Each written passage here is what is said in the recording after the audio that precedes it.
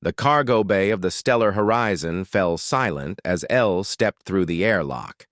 At 5 feet 4 inches, she barely reached the chest plates of most species aboard the intergalactic freight vessel. Her slight frame and soft features drew immediate attention from the crew of hulking Krillians, serpentine Vex, and the insectoid Chithar workers. Finn, a seasoned cargo loader from Proxima 7, stood nearly 8 feet tall with 4 muscular arms designed for heavy lifting in low-gravity environments. He watched the human girl approach the duty roster terminal, her worn boots barely making a sound on the metal floor. She carried a single duffel bag slung over her shoulder, standard issue for low-level freight handlers. "You've got to be joking," Finn muttered to his loading partner, a Krillian named Vexthor. "Command sent us a human? For deep space cargo?" Vexthor's 3 eyes blinked in sequence. "Her file says she passed all requirements." "Requirements?" Finn laughed, the sound echoing through the bay. "Look at her. 1 container shift would snap her like a twig. Humans are from a hazard level 7 planet, sure, but everyone knows that's just because their world is dangerous to them, not because they're dangerous." Ella's eyes flicked toward them briefly, sharp, calculating, but she said nothing. She simply scanned her credentials and moved toward the equipment lockers. The first shift began routinely enough. The stellar horizon had docked at Station Kepler 442 to load xenotech components bound for the outer colonies. Each container weighed approximately 600 standard units, manageable for most crew members with assistance from gravity dampeners and exoframes. Finn grabbed his lifting harness, the hydraulic supports hissing as they activated. He glanced over at Elle, expecting her to struggle with the equipment.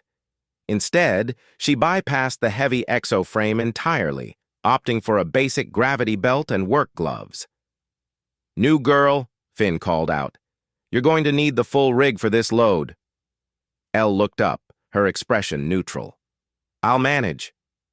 "Your funeral," he said with a smirk, turning back to his work. 20 minutes later, Finn had loaded 3 containers.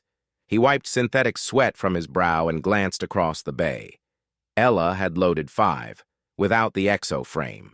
Her movements were efficient, economical, utilizing leverage and momentum in ways that seemed almost impossible for someone her size. "How is she?" Finn started to ask, but the station alarm cut him off. Red emergency lights flooded the cargo bay. The station's automated voice crackled through the speakers. "Hull breach detected. Section 7, atmospheric containment failing. All personnel evacuate immediately." Chaos erupted. Crew members scrambled toward the airlocks, but a massive explosion rocked the station. The blast wave sent cargo containers tumbling like children's blocks. Finn's magnetic boots kept him grounded, but he watched in horror as Vexthor was thrown backward, his body crumpling against a support beam. The bay doors began their emergency seal protocol. In 60 seconds, the section would be completely isolated, with Vexthor still inside. "We have to go!" Finn shouted. But even as he said it, he knew there wasn't time to reach his partner. Then Elle moved. She didn't run. She exploded forward with a speed that defied her slight frame. Finn watched in disbelief as she dodged falling debris with reflexes that seemed precognitive. A cargo container twice her size tumbled toward her path. Instead of avoiding it, she planted her foot and pushed off at mid-fall, using its momentum to launch herself faster toward Vexthor. The Krillian weighed at least 400 standard units. Ella grabbed him by the harness and began dragging him toward the airlock. Finn finally broke from his shock and rushed to help, but Elle was already hauling the unconscious alien with a strength that shouldn't exist in a body that small. "How are you?" Finn began, but Elle cut him off. "Help me or get out of the way!" Together, they pulled Vexthor through the airlock with seconds to spare. The bay doors slammed shut behind them, and the decompression alarms finally silenced. Elle checked Vexthor's vital signs with practiced efficiency, her fingers steady despite the adrenaline that should have been flooding her system. The Krillian groaned, his eyes flickering open. You saved my life, Vex Thor rasped. Ella simply nodded and stood up, ready to move on, but Finn grabbed her shoulder, gently, respectfully this time. How? He asked. I've worked with dozens of species. I've never seen anything like that. Elle met his gaze, and for the first time, he saw something ancient in those eyes. Something that spoke of millions of years of survival on a world that didn't forgive weakness. Earth isn't classified hazard level 7 because it's dangerous to us, she said quietly. It's classified that way because of what it made us into to survive it. Finn thought of the briefings he'd skimmed but never really read. Earth, 1.0 G gravity, crushing compared to most habitable worlds, predators at every level of the food chain, weather systems that could obliterate cities, diseases that evolved as fast as their cures, geological instability. And somehow, impossibly, humans had not just survived but thrived.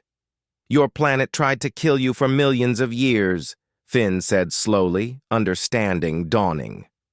And we refused to die, Ella replied. We're not the strongest species or the fastest or the most intelligent, but we're adaptable, we're stubborn, and we never, ever give up. She picked up her duffel bag and started walking toward the crew quarters. At the doorway, she paused and looked back. The gravity dampeners and exoframes are useful, she said, but when they fail, when the systems break down and everything goes wrong, you need someone who's already used to fighting just to exist. That's what a hazard level 7 world teaches you. Finn watched her disappear down the corridor, her slight form somehow seeming much larger than before. He looked down at his 4 arms, his enhanced musculature, his species' proud genetic advantages. Then he thought about hauling himself through Earth's crushing gravity every single day, breathing air thick enough to drown in, surviving predators that hunted in packs with nothing but primitive tools. Vex Thor struggled to his feet beside him.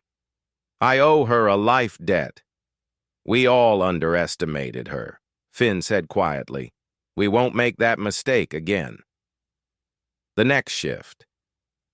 When Elle arrived at the cargo bay, the entire crew stood at attention, a mark of respect rarely given to anyone, let alone a human rookie. Elle simply nodded, grabbed her work gloves, and got to the job. Because that's what humans did. They survived. They adapted. They endured. And the galaxy was finally beginning to understand why Earth wasn't just another Class M planet with curious inhabitants. It was a forge that had hammered its children into something the universe had never seen before, a species that refused to accept limits, that turned every disadvantage into strength, that laughed at impossibility and did it anyway. Hazard level 7, indeed. But not for humans. For everyone else who forgot what desperation and determination could create when combined with millions of years of refusing to surrender. The tiny Earth girl had reminded them all of that fundamental truth, and Finn knew he'd never forget it.